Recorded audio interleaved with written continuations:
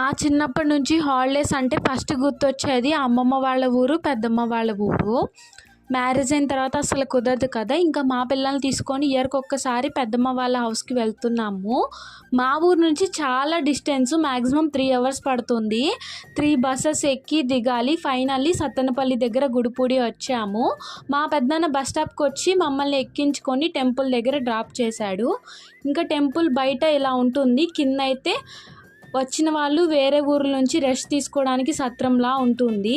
ఇంకా every year అయితే గుడిపూడిలోని అచ్చమ్మ తల్లి తిరునాళ్ళు 3 డేస్ జరుగుతాయి.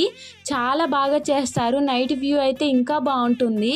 మ్యాక్సిమం ఫస్ట్ 2 డేస్లోనే అందరూ మొక్కులు చెల్లించుకుంటారు.